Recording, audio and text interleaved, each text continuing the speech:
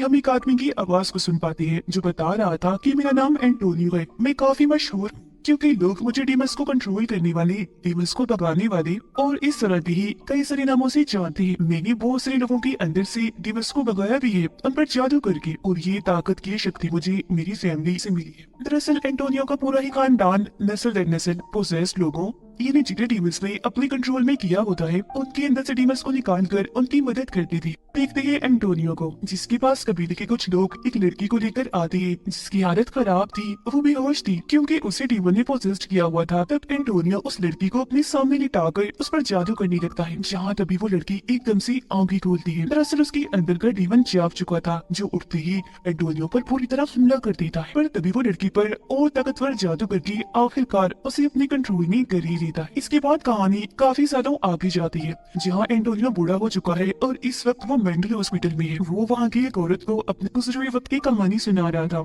जिस पर हैरत से वो औरत पूछती है, क्या पहले बहुत सारे डीमंस हुआ करती थी जिन्हें तुम भगाने का काम करती थी? तब एंटोनियो कहता है कि वो सब लीजेंड्स थी, यानी डीमंस का एक ग्रुप जिसमें बहुत सारे डीमंस थे जो सबकी सब खतरनाक थी। तभी इधर एक डॉक्टर आकर एंटोनियो को अपने साथ ले जाता है। हमें पता चलता है कि वो यहाँ मेंटल हॉस्पिटल में इसलिए है क्योंकि गलती से उसके हाथों किसी का खून हो गया था। पुलिस को छानबीन करने पर उसके घर से ढेर सारा जादू और डीमंस को भगाने का सामान मिला, जिससे पुलिस को लगा कि शायद उसका ज़हनी तवाज़ुन खराब है। इसलिए उन्होंने एंटोनियो को मेंटल हॉस्पिटल में भेज दिया ताकि उसके दिमाग का इलाज हो सके। यहाँ पर वो अपना टाइम गुजारने के लिए बाकी के मरीजों को अपने पास्ट की कहानियां सुनाया करता था। साथ ही थोड़ा एंजॉयमेंट के लिए यहाँ जो ड्रामास हुआ करती थी उनकी कहानियां भी वो लिखता रहता था। और फिर ऐसे एक दिन वो ड्रामा के डायरेक्टर को कहता है कि डीमंस को भगाने वाला इंसान कभी भी डीमंस की आंखों में नहीं देख सकता, क्योंकि ऐसे करने से उसकी शक्तियां कमजोर होने लगेंगी और डीमन ताकतवर होता जाएगा। अब उसके दोस्त जो मरीज थी कहती है कि हम बोर हो रही हैं, चलो आज हमें और कहानियां सुनाओ अपनी पास्ट की।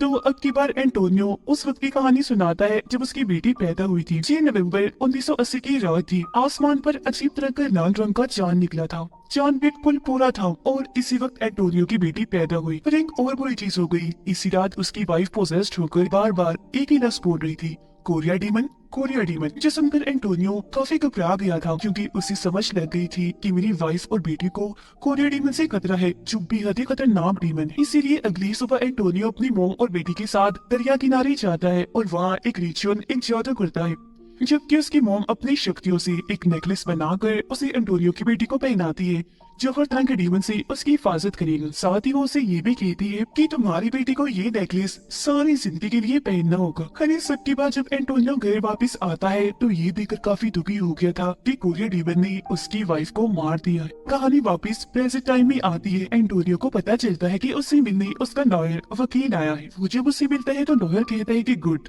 बहुत खूब, तुम बहुत अच्छा काम कर रही हो, ऐसे ही शांत बर्ताव रखो क्योंकि ऐसे करने से तुम्हारा ही फायदा है, तुम्हें जल्दी से इस मेंटल हॉस्पिटल से छुट्टी मिल जाएगी। लेकिन एंटोनियो को टीवी पर चल रही खबर से पता चलता है कि जब उसकी बेटी पैदा हुई थी, जब रेड मून निकला था, बिल्कुल वैसे ही रेड मून फिर से दिखने वाला है। इसके बाद अब एंटोनियो की बेटी को देखती है जो अब काफी बड़ी हो गई थी और एक कंपनी में जॉब करती थी। फिर रात को जब वो सो रही थी तो उसे अपने पास किसी डीमन का एहसास होता है जो धीरे धीरे करके उसके पास आ रहा था, जिस आहट से उसकी आंख खुल जाती है और उसे अपने सामने एक डीमन देख भी जाता है। पर हैरत, वो बिल्कुल भी नहीं डरती, ऐसे ही नॉर्मल होते हुए वो लाइट से जाती है। पर डीमन वहाँ से गायब हो गया था। अब यहाँ उसकी बेटी ने डीमन को देखकर कोई एक्सप्रेशन यानी तासुरात इसलिए नहीं दिए क्योंकि ये डीमंस वगैरह उसके लिए नई चीज नहीं थी, मतलब कि बचपन से ही वो ये सब कुछ देखती आ रही थी। फिर इसके बाद अगले दिन एंटोनियो से मिलने एक लड़की आती है जिसका नाम क्लियर था। क्लियर के जरिए एंटोनियो को अपने मॉम का मैसेज मिलता है जिसमें वो कहती है कि इस रेड मून वाली रात को कोरिया डीमन तुम्हारी बेटी को सेक्रीफाइस कुर्बान करेगा, यानी उसकी बलि देगा। तो अब उसे रेड मून की रात होने से पहले ही कोरिया डीमन को कत्ल करना होगा। तो इसलिए अब एंटोनियो इस मेंटल हॉस्पिटल से भागने का प्लान बनाता है,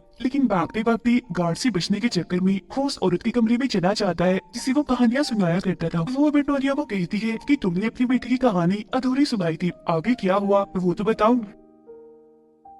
तो वो बताने लगता है कि हमारे खानदान के खून में अलग ही तरह की ताकत है जिसमें हमारा यकीन होना और खुशी से रहना बहुत जरूरी है, और अगर हम ऐसा ना करें तो हमारी शक्तियाँ कम होती जाती हैं। जैसे कि जब मेरी वाइफ की मौत हुई थी तो मैं दुखी रहने लग गया था, तो इसी वजह से मेरी शक्तियाँ कुछ हद तक कम हो गई थी, मैं कमजोर हो गया। जबकि मेरे मुकाबले में हमारा दुश्मन कोरिया डीमन और ताकतवर हो गया। असल में मेरा यकीन कम हो गया था। और फिर जब मेरी बेटी थोड़ी बड़ी हुई तो मुझे पता चला कि मेरी बेटी के अंदर भी बिल्कुल मेरे जैसी ही शक्ति है। फिर एक रात जब मैं और मेरी बेटी सो रही थी तो कोरिया डीमन ने मेरी बेटी पर हमला कर दिया और उसके गले का नेकलेस चुरा लिया जो मेरी मॉम ने उसके लिए बनाया था। अब नेकलेस ना होने की वजह से मेरी बेटी का मेरी और उसकी खुद की जादुई ताकतों से यकीन उठने लगा, जिसकी बात उसका बर्ताव एकदम से ही बदल गया और उसे यहाँ जंगल में रहने से मसला होने लगा जहाँ हम शुरू से ही कबीलों की सूरत में रहती आ रही थी। तो इसीलिए मजबूरन मुझे अपनी बेटी को शहर लाना पड़ा, लेकिन यहाँ आकर भी मैंने अपना काम नहीं छोड़ा।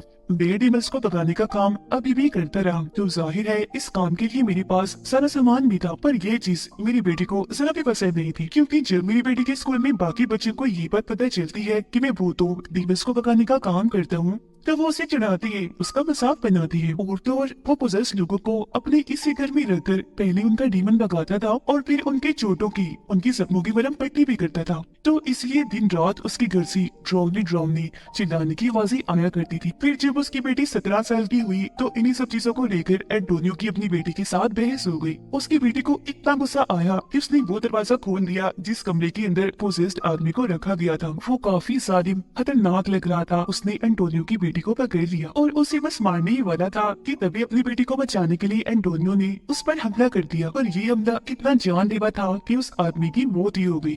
और यही वो खून था जिसके इल्जाम में आज वो मेंटल हॉस्पिटल में भर्ती है। एंटोनियो ने उन सभी को ये पूरी कहानी सुना दी थी और अब वो हॉस्पिटल से निकलने में कामयाब हो ही जाता है। बाहर गाड़ी में क्लियर उसकी मदद करने उसे लेने के लिए आई थी, जो पहले भी एंटोनियो की मॉम का मैसेज लेकर आई थी। अब क्लियर उसे एक होटल में लेकर जाती है और उसे अपनी आगे का सारा प्लान समझाती है कि अगर आप अपनी बेटी के साथ अच्छा ताल्लुक बनाना चाहते हैं तो सबसे पहले आपको एक अच्छा डैड बन के उसका भरोसा जीतना होगा। यानी कि तुम्हारी बेटी हमेशा से जैसा नॉर्मल डैड चाहती थी आपको वैसा बनना होगा। और अगर ऐसा करके एक बार तुमने अपनी बेटी का भरोसा जीत लिया तो फिर तुम जादू करके कोरिया डीमन से लड़कर उसका खात्मा कर सकते हो और उसे उसके प्लान में नाकाम कर सकते हो।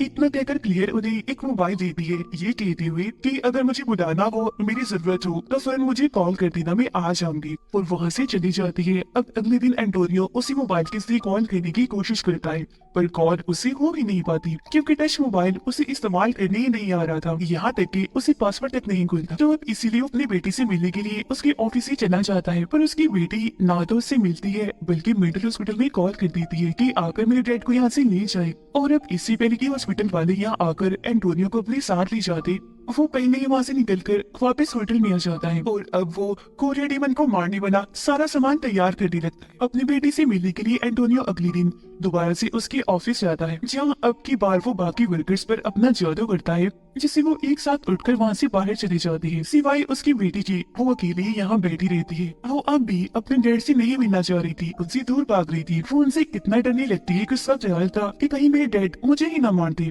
लेकिन यहाँ उसके डैड धीरे धीरे करके आगे आते हैं और उसे कोरिया डीमन के बारे में सब बताने लगती है। उसका इरादा था कि वो शैतान को यानी बुराई को लोगों की बनी देकर उसे सब्यावी लाएगी, जिससे यहाँ हर तरफ उनका ही रंज।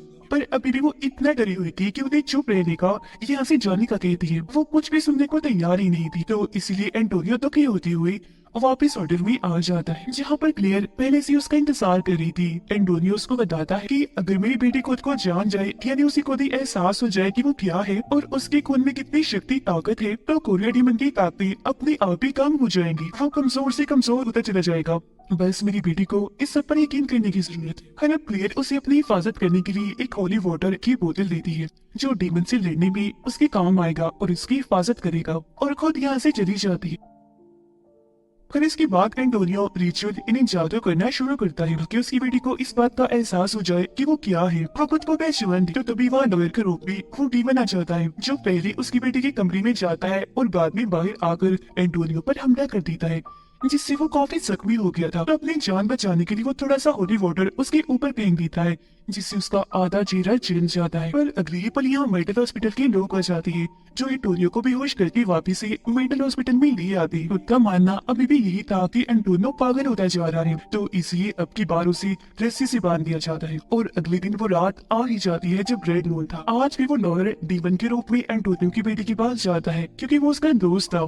वो उस पर हमला करके बेहोश कर देता है और फिर उसे सेक्रीफाइस करने वाला काला जादू करना शुरू करता है। उधर हॉस्पिटल की एक नर्स जब एंटोनियो को सामान चेक करती है तो उनमें से उसे होली वाटर भी मिल जाता है, जिससे वो शरबत समझ के पी जाती है। उसकी ऐसा करती वो बदलने लगती है जैसे कोई क्रिएचर डीमन बन रही है और उसे भी किसी ने पोसेस्ड कर लिया हो। वो काफी डरावनी लग रही थी, चीख रही थी, चिल्ला रही थी, पूरे हॉस्पिटल में घूमने लगती है, जिसे देखकर हॉस्पिटल की सारे लोग काफी डर जाते हैं और अपनी जान बचाने के लिए इधर उधर भागने लगती है, जिससे वहाँ भगदड़ मच जाती है। वो औरत सीधा जाती है एंटोनियो के कमरे में। वो रस्सी से बंधा हुआ था तो आजाद होने में उसकी मदद करती है। इसी दौरान यहाँ क्लियर भी आ चुकी थी, जो एंटोनियो को अपने साथ लेकर सीधा उसकी बेटी के घर पहुँचती है। उधर एंटोनियो की बेटी पर उसका दोस्त यानी लॉयर सेक्रीफाइस वाला जादू कर रहा था, जिस बीच उसकी बेटी को होश आ जाती है और वो अपने दोस्त जिसे डीमन ने पोजेस्ट किया हुआ था पेट में चाकू घुसा देती है और वहाँ से भागकर छत पर आकर छुप जाती है। जिसकी थोड़ी देर के बाद वहाँ एंटोनियो और क्लियर भी आ जाती है, हथियार अपने साथ लेकर। पर मौका देकर कोरिया डीमन पीछे से आता है और क्लियर पर हमला करके उसे जख्मी कर देता है। जिसके बाद एंटोनियो के पास कोरिया डीमन उसकी वाइफ के रूप में आता है और उसे जज्बाती बातें करके अपने जान पे फंसाने की कोशिश करने लगता है ताकि मौका पाकर वो एंटोनियो को भी मार दे। पर तभी इधर आ जाती है उसकी बेटी, जो अपने डेट की जान बचाती है, क्योंकि वो खुद को पहचान चुकी थी और सारा सच भी उसे पता चल चुका था। और अब ठीक मौका पाकर एंटोनियो उस कोरिया डीमन के सीने में अपना ही बनाया हुआ जादुई खंजर को साध देता है, जिससे अब जाकर आखिरकार उस डीमन का खात्मा हो पाता है। फिर एंटोनियो खंजर से उस डीमन का पेट भी काट देता है। उसके पेट में से वो नेकलेस निकालकर अपनी बेटी को देता है पहनने के लिए। तो अब की बार उसकी बेटी उस नेकलेस को पहन भी लेती है फखर के साथ, क्योंकि उसे यकीन हो गया था और उसके डैड ने जो भी कहा था सब सच कहा था। तो वो भी फैसला करती है कि आगे की मिशंस में मैं अपने डैड का साथ दूंगी। इसी के साथ ये कहानी इधर ही खत्म हो जाती है।